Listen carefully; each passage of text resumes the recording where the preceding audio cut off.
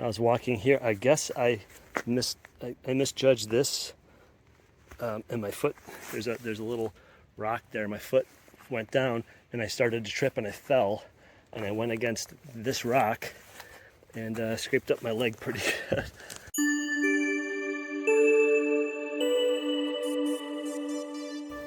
Good morning, campers. I thought I'd give you a quick tour of the Father Tom campsite here in Cheshire, Massachusetts. So here's the little welcome kiosk. It has the rules and whatnot. And on the other side, there's a little story about Father Tom and the history. This is located down by the highway department, as you can see back there in the background. It's just about 150 yards off the trail, and it's a fantastic facility. It's a little outdoor park. You can see there's a little fence here for privacy. So when you are approaching, you don't really see that much. Immediately to your right, you have water supply. So there's a pump. You simply lift the handle, and water just starts gushing out. As you can see, and they have a little shelf here, so you can come over here, brush your teeth, wash yourself up, rinse off pots and pans and so on. Here's one of my favorite things, this little kiosk here. They've got a map and places where you can get food delivered or places in town. So they have 4 bicycles here that you can borrow. You can grab one of these and ride around town if you like. But my favorite thing are the charging stations. And look, they've got, lots of plugs, including USB, which, there it goes. On the bottom, there's USB galore. And then up top, they have regular plugs and USB. So you can see it's just it's a great place to charge up everything you need. Then we have a porta potty. It's a very clean porta potty. It's well maintained. Very clean. They got some garbage bags and cleaning supplies. On this side, they have the register, little register box. The register's in there. A couple little benches and chairs of garbage, very important. So you can throw out your garbage there. A couple picnic tables. It's my pack. Another picnic table. They have 4 telephone poles that they've planted in the ground for hammocks, so you could fit up to 3 hammocks here. And I was remarking to someone, if they were a little bit better at geometry, they could have arranged these in a way where you could have 5 hammocks hanging from 4 poles. But I won't go into that right now. It's basically you would need a diamond shape. A diamond that consists of 2 equilateral triangles would allow you to hang 5 hammocks instead of 3 with the same number of poles. Bear box, as you can see, for food, and that's about it. It's a great little space. It's probably quarter acre or so. That's my guess. Just based on the size of my yard at home, I'm guessing this is about a quarter acre. But you can have up to 10 tents, I believe, and 2 or 3 hammocks. There's no smoking, no drugs, no alcohol allowed here, but just a fantastic little spot right in town, right off the trail, literally like 150 yards at the most off the trail. Had a great night here. Met some other hikers. There were about 7 of us all together. So I'm heading out now, going up to Mount Graylock, but I just wanted to share this. I think this kind of sets the standard for a little hiker park in trail towns. The only thing I can think of that I would add would be a shade structure. It's like a pavilion or a gazebo or some kind of a covered area so that you could sit out of the sun, out of the rain if it was raining. But other than that, it's fantastic. The electric outlets are just killer, and the clean porta potty and the clean municipal water that you don't have to filter. A couple picnic tables. It's like a hiker paradise practically right here. You could order pizza and Chinese food to be delivered. There's an ice cream place right across the street up there. So a really fantastic spot. Hey, so I'm still walking through Cheshire. I'm walking through a farmer's field right now. But I just wanted to correct something I said earlier. I said that little hiker's campsite, Father Tom campsite, was about 100, 150 yards off the trail or off the road. But the trail follows, it's a lot closer than that. It's probably like 50 yards. So it's very, very close. It's like a 1 or 2 minute walk, if that. Directly across from the ice cream place. There's a little access road next to the snowplow. There's an orange snowplow blade by the road that indicates the entrance to the community, or I guess the town of public works or whatever they call it. You just go down there and it's the first left, like 50 yards down. You can't miss it on the left back there. Really great spot. Like I said, the only complaint I had is that there was no covered space to stay out of the sun and the rain. Just a great little spot. So thumbs up, Cheshire. Okay, so I just did the first small climb out of town. You can see down there, kind of beautiful hillsides and whatnot. Sound of traffic receding in the distance as I head into the woods here shortly. Because I have such a big climb today, it's only an 8-mile hike. Okay, it's a short day. I'm going to stay at Bascom Lodge up at the top of Graylock. They serve breakfast, lunch, and dinner. They have bunks, 35 or 40 bucks. It's going to be a steep climb, and I've still got a heavy pack. I'm guessing in the low to mid 30s, so 33 to 35 pounds is my guess. So steep, 5 miles straight up, almost no breaks. So my plan, oh, here I go into the woods. The green tunnel has begun again, as you can see behind me. That's the trail. I know it's kind of hard to see, but that's the trail. So my plan is I'm going to stop about every hour and just rest, rehydrate, have a little snack, and then continue on, just because I got that long 5 mile straight uphill climb. I'm going from Cheshire, which is in a valley, up to the top of the highest point in Massachusetts, in the whole state.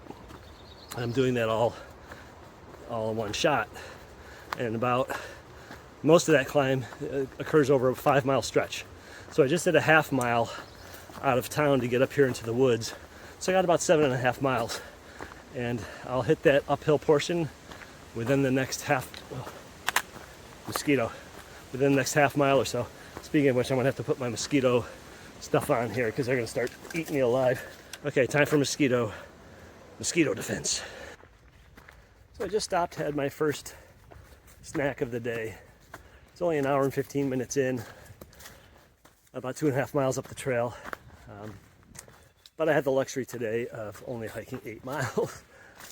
Not that it's an easy 8 miles, but I can afford to take a break, every hour and a half if I want. Got about 2.5 miles to the Mark Noble shelter. I'll stop there again. I'll have my lunch.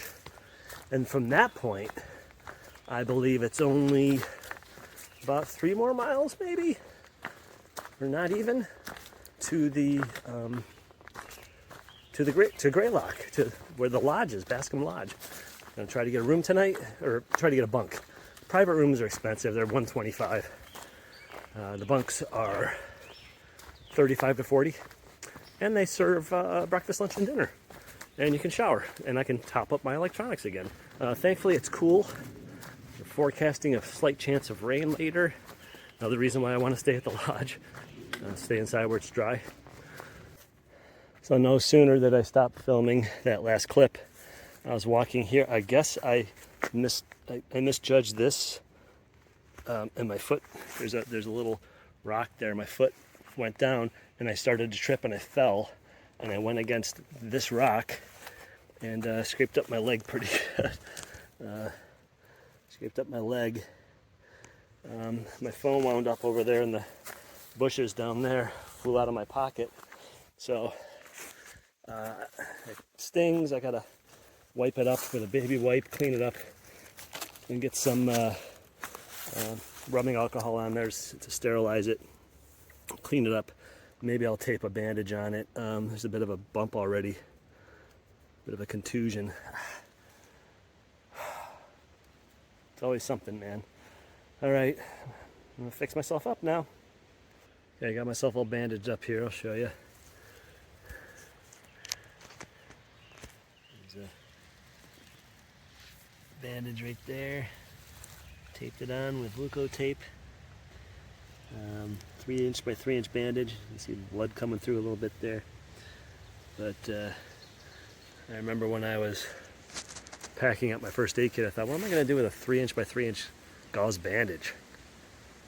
Well, here you go. The only problem is now my trash bag has got bloody. It's got a bloody baby wipe in it. I wiped my leg off. So when I get to the lodge today, I'll wash it off. Note to self: always carry some clear water. All the water I have has drink mixes in it. I don't have any just plain water. So you should always carry, at least a few ounce, 8 ounces, 16 ounces of plain water. So I could, I could have rinsed it off a little bit. There didn't seem to be any dirt in it. I wiped it. It was just the very surface. The skins got scraped, like a rug burn type of thing. So I'm gonna clean it up again when I get to the lodge. Do a better job, a little soap and water, clean it up good, put another bandage on it. I do have one more gauze bandage, and then I'll have used both of my gauze bandages, so I may need to buy some more at some point. But right now the Luco tape is holding the bandage on, and I should be good for the rest of the hike today. Well, I'm back on the trail after that fall. Feel stupid. I don't know how that happened. It happened so fast. My foot just, I don't think I saw that there was a little bit of a drop, and my foot hit it, part of my foot on the top, part on the bottom, and it threw me off. And before I could correct my balance, because I'm carrying 35 pounds on my back, all of a sudden my momentum just started going. And once it starts going, and it was a very slight downhill, there's almost nothing you can do to stop yourself. All I could do was, I took one little shuffle step forward to try to get my legs underneath me, and that propelled me forward even more a little bit. And then I saw those rocks, and I just started to turn because I didn't want to go chest down onto sharp rocks, obviously, face down, tear up my stomach and my chest or something. So I flipped.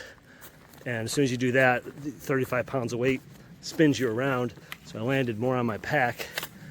But my left leg, as you saw, caught the rock on the way down and scraped it up pretty good.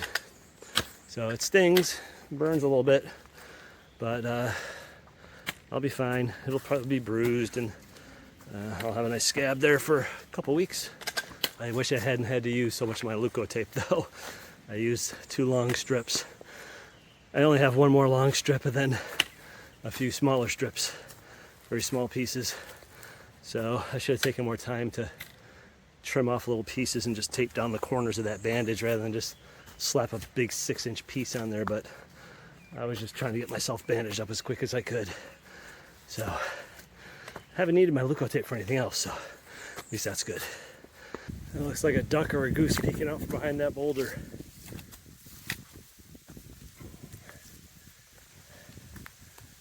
Kind of like a duck or a goose, some kind of bird. That's cool.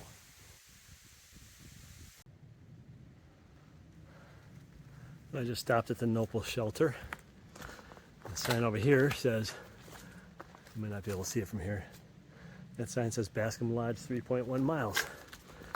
So Lobo, another hiker, he didn't stop, he kept going. Mossy, he was down there at the shelter when I got there having a snack, so I joined him for a little bit and he took off. And then Spills and Heavy showed up. So they're down there right now having a snack, and I continued on. So 3.1 miles to the top. Gut hook says 3.3, so a little over 3 miles. Depending on how steep it is, that's going to be a solid 2 hours probably. Okay, so listen.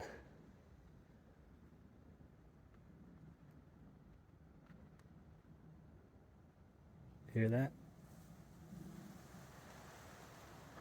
Literally not a single bird. I haven't heard a bird. I haven't seen or heard a squirrel or a chipmunk. It's eerily quiet up here on the way to Mount Graylock. I'm only a little over 2 miles from the summit. It's beautiful, but it's very, very spooky and eerie. I just feel like any moment something can happen, something can jump out at you. And I've passed a few big boulders that had big gaping holes under them, which are probably dens for something. Maybe not a bear, maybe a bear, but definitely something's living under some of those boulders. They got those big, deep, dark holes under them. Ooh, spooky. Okay, I'm 4/10 of a mile from the summit of Mount Graylock, and clouds are starting to blow in above the treetops. I've had 2 peaks and an opening, including where I just crossed the road, and I could see up the road the clouds, kind of like a fog, blowing in at the treetop level. So we're up here in the clouds. Probably won't be a good view with the clouds blowing in like that. So if not, then I can try again tomorrow before I leave, but let's see what's going on up there. That's not smoke, that's cloud. That is cloud blowing over the top of Mount Graylock right there. That's what that is. I don't know if you can barely make out that radio tower just above those trees. It's kind of hidden by fog, but you can hear an eerie howling sound. That's the wind blowing through that radio tower. I can't even see the top of it. Let me zoom in. See? See it there? It's like a little ghost. Here at the Bascom Lodge, I'm going to take a quick look inside. Beautiful building. Stone. It's very foggy out today. Take a quick look inside.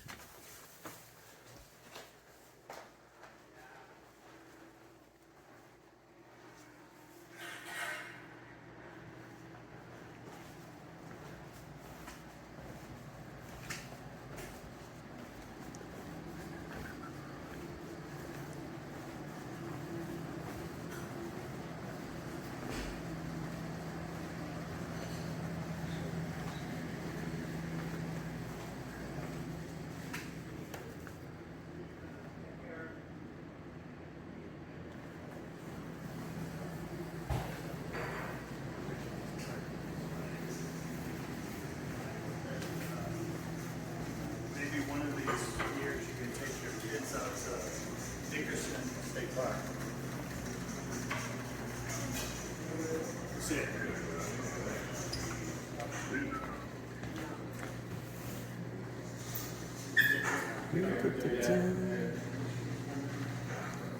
And upstairs is the bunk room. So there you go, Bascom Lodge. Pretty well fogged in today. But a great place to stay, $35 a night, and they have a restaurant that serves breakfast, lunch, and dinner. Beautiful old place, 4 shower stalls, shower and towel and soap is included with your $35. There is no laundry facility though. But very nice place. Had good dinner, had a good lunch, had a good breakfast. So I'm off.